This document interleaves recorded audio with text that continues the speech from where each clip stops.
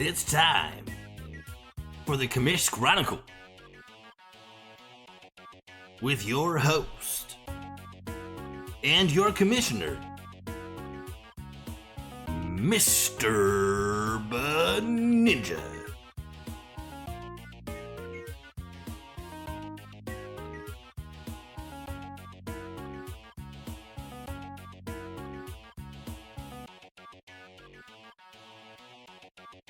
Oh yeah. Thank you all and welcome to the first ever edition of the Commish Chronicle. This is going to be a bi-weekly segment as I take these off. And it's mainly going to be just going over power rankings, but you know, we could mix in some other things in there. You never know what could happen. But we're going to jump right in without further ado. The first power rankings of the HFXHL season. Here we go. In 12th, Halifax Highlanders. Let's look at the details here. Halifax Highlanders 10th in the standings last year, looking for an increase in where they've been, and unfortunately not off to a good start. 5-17-2 record in the first 2 weeks, 0-2 head-to-head. Big time loss to Curiosity Killed to Brinkat as well as to Yaz. Next 2 weeks, you know, potential to come back. We're still early in this season, but definitely need a win here in the next 2 weeks against Return of Cap and Thicknick or against It's Our Year, who are 6th and 9th in the standings right now, respectively. Taking a deeper look at Halifax Highlanders, they've been offensively off to a very slow start. Nobody's really branched themselves out from the rest of the pack. Some of their keepers aren't doing what they would typically expect them to do, so expect them to pick up the pace and maybe their offense will start flowing again. But more importantly right now is in the goaltending situation.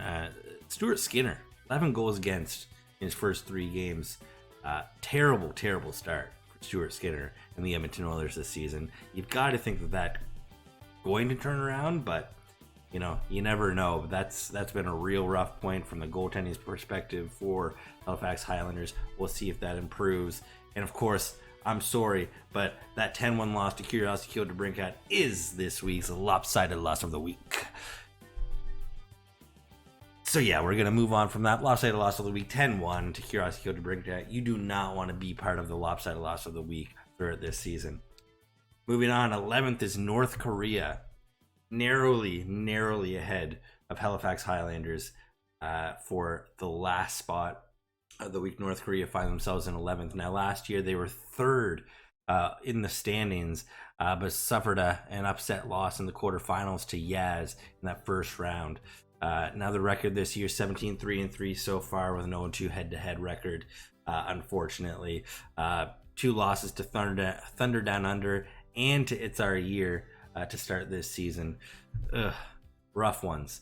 Grisky's All-Stars and Messier Guarantee are on the docket. 2 teams are likely to be strong. Messier Guarantee, of course, being last year's champ. You're going to hear that a lot as we go through these power rankings.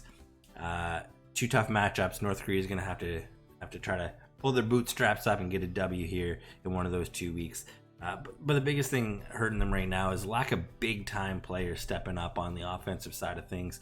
There's not that one guy you look at on North Korea right now and you say, oh my gosh, this guy's going to light it up this year. So hoping that somebody breaks out from the pack. But what they do have to go on is goalie strength.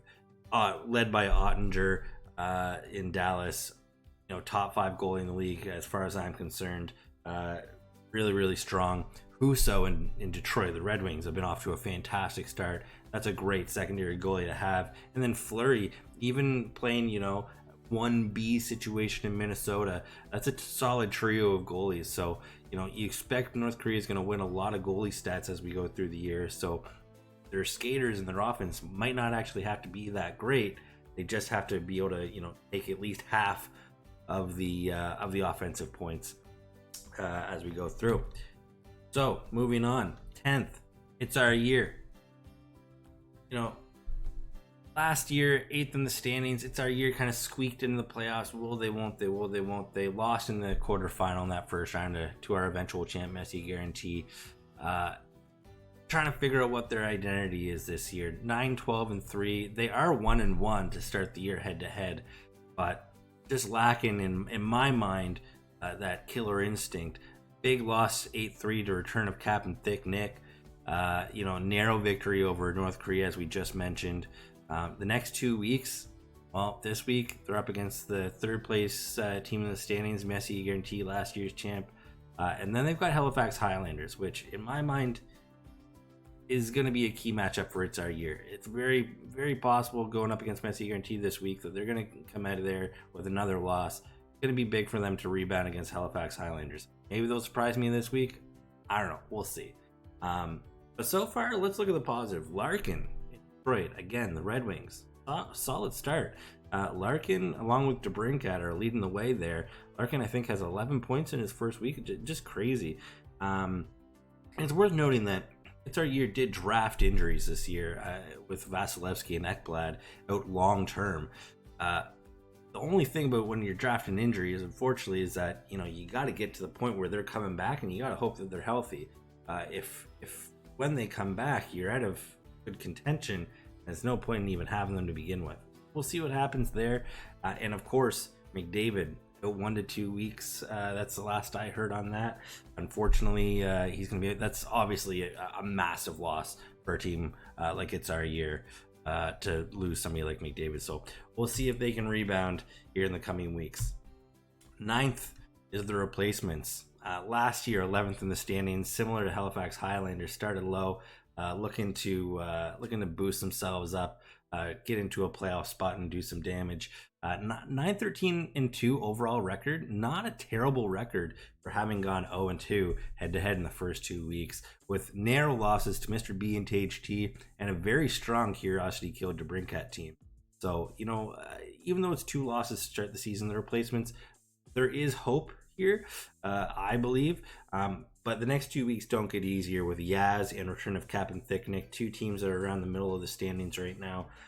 Gonna have to see if the replacements can get a couple W's in there, maybe mix it up, see what happens. William Nylander off to a fantastic start this year. Obviously, a contract season for William Nylander. Going to be a great opportunity for him to maximize the points with the Leafs. I wouldn't be doing this right though if I didn't call out the fact that the replacements took Fantilli second overall behind Connor Bedard in our draft this year.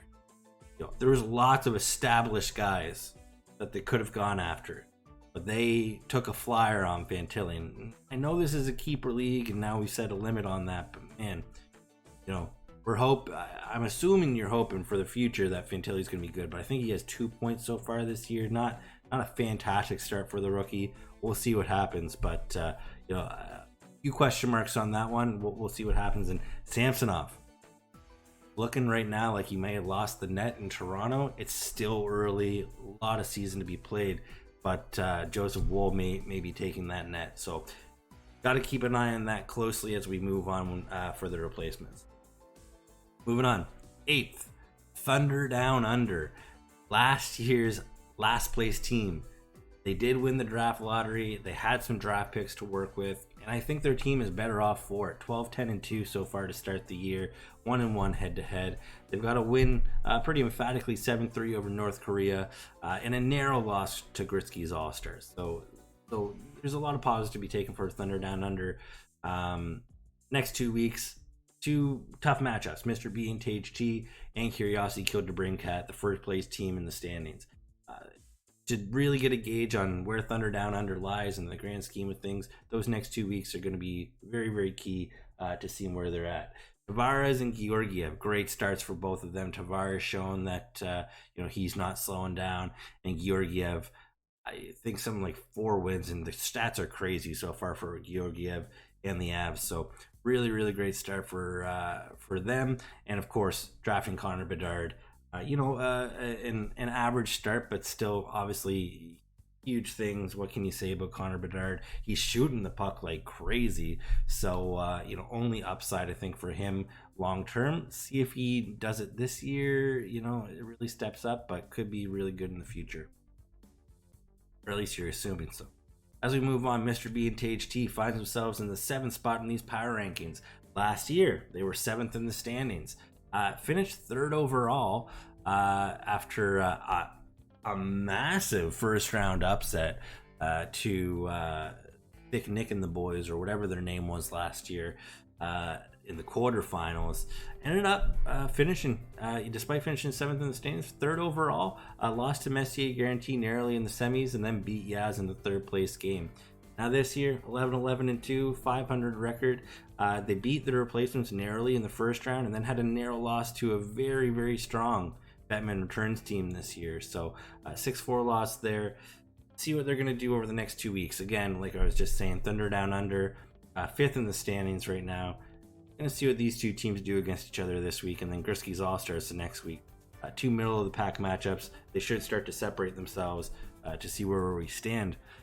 Overall, for Mr. B and THT, balanced start for them. Of course, there is that Petrangelo injury that happened early in the season. He's supposed to be back soon. And a free agency pickup, Joseph Woll, looking like he might be taking over the Leafs net.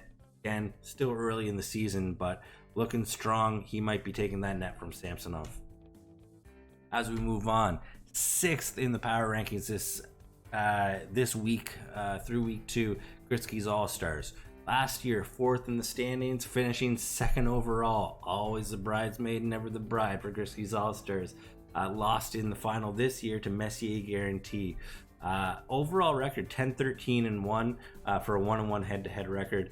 Pretty big loss to Bettman Returns, 8-3, but a nice win against the Thunder Down Under team that we do expect to be much better this year. So again, middle of the pack for Grisky's All-Stars, giving them the benefit of the doubt from last year. We're going to see what they do here as we go through the next couple weeks. This week against North Korea. Again, that based on what we've seen so far from North Korea, this should be a win for Grisky's All-Stars. We're going to see what happens. Anything can happen in the HFXHL. And then they've got Mr. B and THT, which is a really good measuring stick game. Brock Besser. Gotta shout out Brock Besser. What a great start to the season he's had in Vancouver. But Grisky's All-Stars has some significant goalie issues so far. Bad start for Campbell, like I mentioned. The Oilers with Skinner and Campbell both off to a bad start. And Levi with an early injury to the season. I believe they have Luukkonen and Comrie in Buffalo as their other goalies. If Buffalo ends up coming away and Comrie and Luukkonen are doing well, you've got to ask yourself, is Devin Levi going to be a full-fledged starter for that team, or could he potentially lose that spot too? So that's definitely something that's going to be interesting to pay attention to. 5th in the power rankings this week, return of Captain Thick Nick. The return of Captain Thick Nick after really going all in last year. Finished 2nd in the standings. He was actually tied with Messier Guarantee for overall points last year and literally missed out on 1st place by a single win. And then ended up suffering this devastating upset loss in the quarterfinal to Mr. Beninja. Record this year 12-11-1 for a 1-1 head-to-head record. Big win in the first week, 8-3 to It's Our Year, and then losing to Messier Guarantee 8-4 in week 2. Next 2 weeks, return of Captain Thick Nick has the easiest schedule based on these first 2 weeks against 2 0-2 teams, Halifax Highlanders and the replacements. We're going to have to see what happens there, but should be 2 wins for them if they're going to establish themselves as a top team in this league. Got to look at Pet and Pasta, Pet and Pasta, Double P, Dynamic, whatever we want to call it. Who that stands for is Elias Pettersson and David Pasternak, who have both been off to fantastic starts this season for return of Captain Thick Nick. We're going to keep paying attention to Pet and Pasta. A lot of P words coming out here. But 2 strong starts for guys who should be doing well for this team to do well in the long run. Forsberg also in goal. Strong start in Ottawa. Korpisalo is supposed to be the starter there, but you never know. Forsberg, really, really strong stats so far to start the year. Will be interesting to keep an eye on that. As we move into 4th in the power rankings, it's going to be Yaz. Yaz, 6th in the standings last year, finishing 4th overall, lost in the semifinal to Gretzky's All-Stars, and then again in the 3rd place game to Mr. Beninja.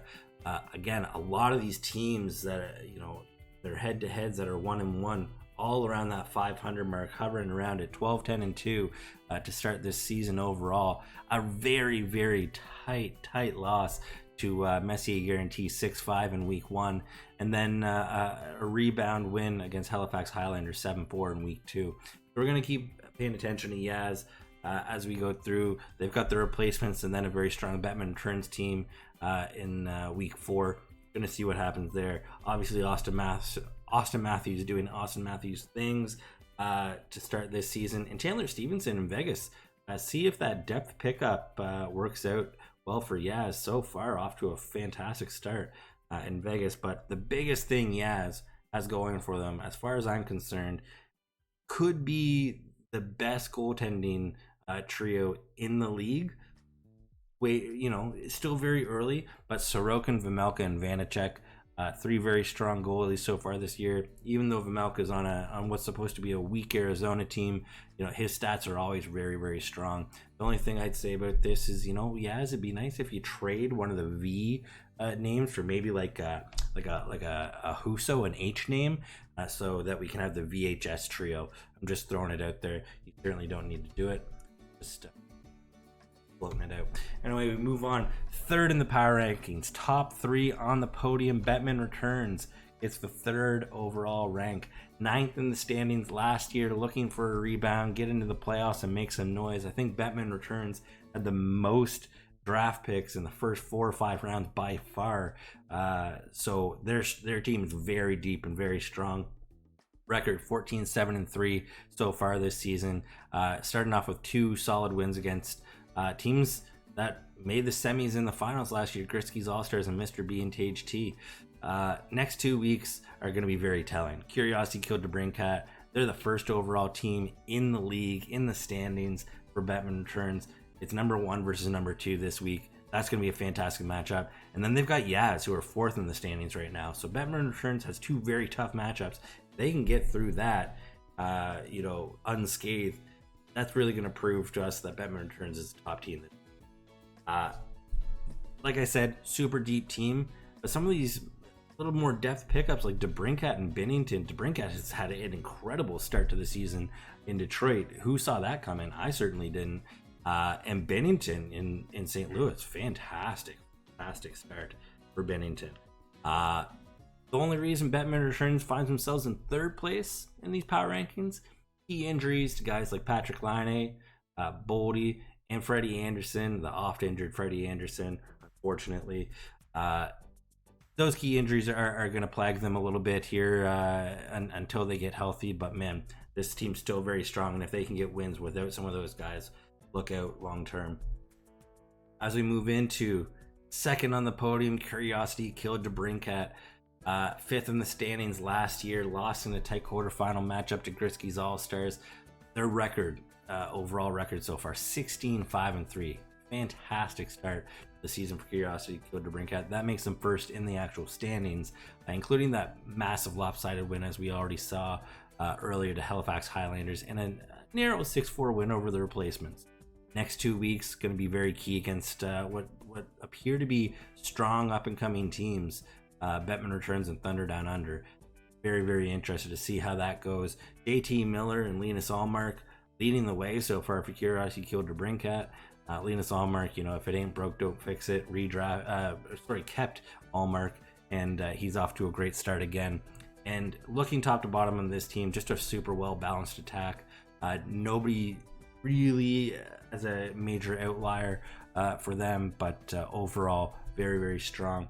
And, because of that Bettman Returns matchup, this is our matchup of the week. Okay, so Bettman Returns again. This is a matchup of the week, clearly. 1st in the standings versus 2nd in the standings. It's still early in the season, but a week 3, 1st versus 2nd, you can't get away from it. That's one I'm going to be watching this week to see how they do against each other. And of course, champion's going to champ. Got to give 1st in the power rankings to Messier Guarantee. To be the champ, you got to beat the champ. and they were our champion last year. The last 2 seasons, Messier Guarantee has finished first overall in the regular season standings. So naturally, I'm going to give them first so far. They're 2-0 head-to-head to start the year. 14-9-1 overall record with a 6-5 win against Yaz and an 8-4 emphatic win over Return of Captain Thick Nick. They've got 2 what should be, in my mind, relatively easy weeks for them against It's Our Year in North Korea. For those 2 teams, prove me wrong. We'll see what happens. But, they could very, very easily be 4-0 in head-to-head matchups coming out of week 4 this year. Jack Hughes, just next level elite status. He's really elevated himself to be that much better this season. It's going to be very interesting to watch him as he continues to get better and better and better. And the biggest thing I noticed with Messier Guarantee is that across the lineup, just consistency.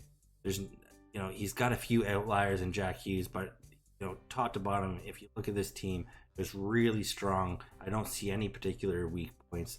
Gonna have to see what happens as we go along, but Messier Guarantee, the champ last year, I think they deserve the first overall in the power rankings in week 2, our first power rankings of the year.